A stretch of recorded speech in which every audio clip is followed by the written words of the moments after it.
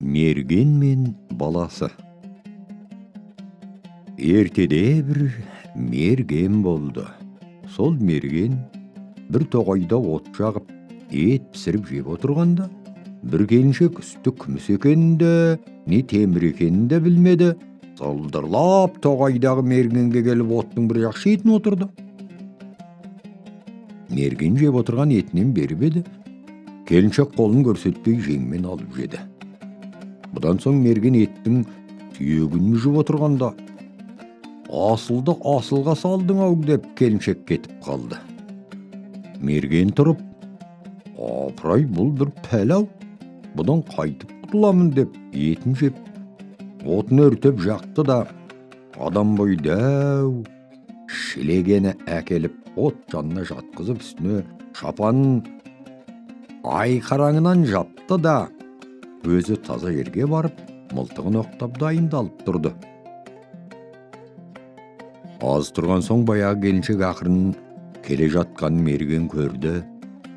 Келіншек жақындап қарқ-қарқ күліп жатқан мергенді бас салады. Өлтірдім ғой деп, қолын қайта тартып жемек болып еді, қолы қайта шықпады. Аха! Болаттан жаратылған адам екен ау, бұған өткен менің тырнағым алмас екен ау деп келген залым келіншек күлді. Бұл келіншек қуанып тұрғанда, мерген өкпеден алып мылтыққа басты. Келіншек өкпесінен оқ өтіп жығылып жата кетті. Мерген келіп қараса, тырнағына жез киіп алған екен. Ой, бір жалмауыз екен. Мерген тырнақтарын шығаруға тағат етпей саусағымен қосып кесіп алды дағы, біреу келіп қалама деп таң атқанша күзетті. Таң атқан соң мерген атына мініп тоғайдан шығып тауға қарап келе жатып бір сай қабағына шығып еді, үлкен бақ көрді. Бақтың көлеңкесінде өңкей құланның құлындары байлаулы тұр, 3 отау тұр. Бұл не ғажап деп мерген таңданып сол отауларға жақындап келіп еді. Күйеу келді, күйеу деп қыз келіншектер алдынан жүгіріп шығып аттан көтеріп алып, екі қыз екі жағынан сүйеп бір оңаш отауға келіп отырғызады. Түрлі тамақтармен, қымыздармен тамақ сусындандырды. Кеш батқан мезетте әдемі келіншек жаһанда сұлу бір қызды әкеліп, күйеуің міне, осы қызды ұста, сенің әйелің, сүйген жарың осы деді, шығып кетті. Мерген аң-таң болып, әрі-бері ойланып отыр. Ей, сен маған әйел болғалы отырсың. Мана кезде қыз келіншектерді күйеу деп құрметтейсіңдер. Мен сендерге қайдан күйеу болдым деді. Ол кезде қыз тұрып, ол былай, осы тоғайда бізге қас жалмауыз дәу бар еді. Сол жалмауызды күші келсе біз өлтіріп, болмаса бізді олар өлтіріп кетуші еді.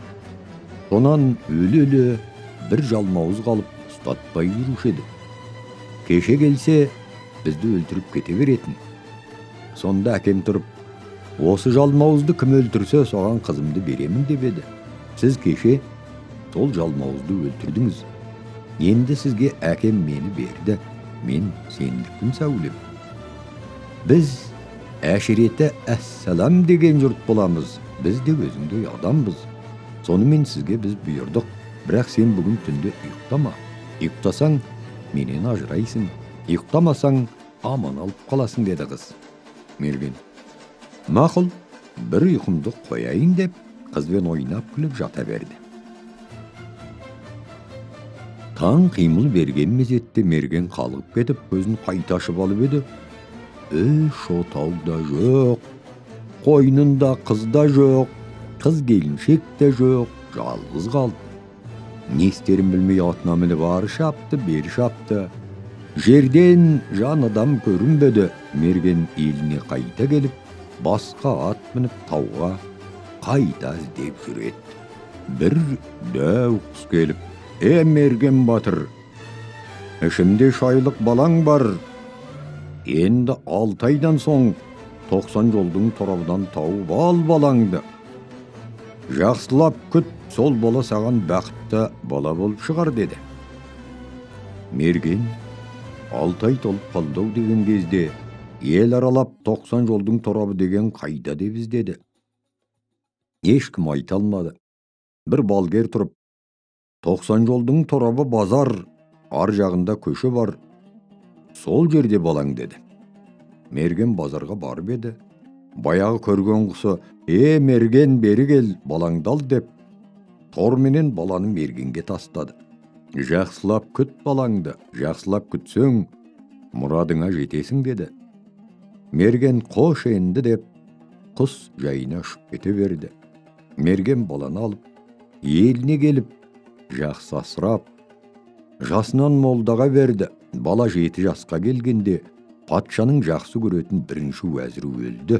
Уәзірлікке кім жарайды дегенде, мерген баласы жақсы, сол жарайды деп, мерген баласын уәзір қылды.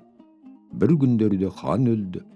Хандыққа кім жарайды деп жар салғанда, сенімді уәзірі, мерген баласы жарайды деп жұрт мерген баласын хан сайлады. Мерген баласы үйленіп, ел билеп, мергенді мұрадына жеткізеді.